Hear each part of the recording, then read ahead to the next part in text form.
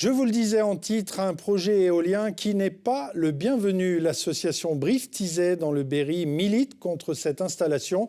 Un projet sur la table du préfet de l'Indre qui doit rendre sa décision. Coralie Pierre, Adrien Gollon.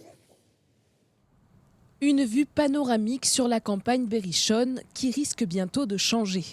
Donc le projet s'étend de notre gauche jusqu'au loin là-bas en direction d'Issoudun. Sur ma gauche ici, on aura donc 2 éoliennes à moins de 600 mètres de cette terrasse-là. Et donc pour les éoliennes de Brive et pour les éoliennes de Tizay, on aura les 4 autres dans le fond là-bas. Un parc de 10 éoliennes qui ne passe pas pour cet habitant de Brive. Le projet a été déposé en préfecture par 2 sociétés belges en 2023.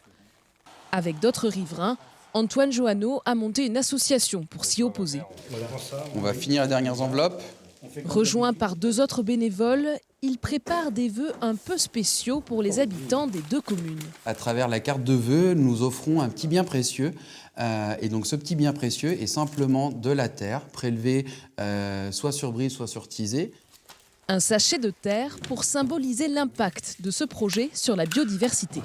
Nous avons aussi la chance d'avoir un couple de cigognes noires qui vient justement dans notre région parce que nous avons une zone Natura 2000 qui attire tous les oiseaux du coin, en particulier les cigognes noires. Des cigognes menacées de disparition. Alors l'association espère que ces étrennes insolites feront mouche. Forcément, je pense que ça va susciter la curiosité des habitants là pour le coup de Tizay, puisqu'on est à Tizay. Et en tout cas, c'est l'effet voulu, donc je le souhaite.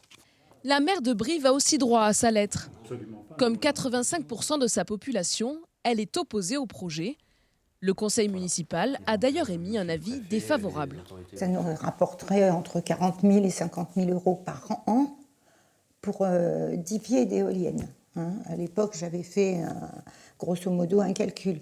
Honnêtement, quand vous avez des administrés qui sont contre, pour de l'argent, on ne peut pas se permettre de faire ça. Enfin, on fait avec l'argent que nous avons, point barre. On ne va pas leur pourrir la vie. Pour l'heure, le projet est sur la table du préfet de l'Indre, qui doit encore rendre sa décision.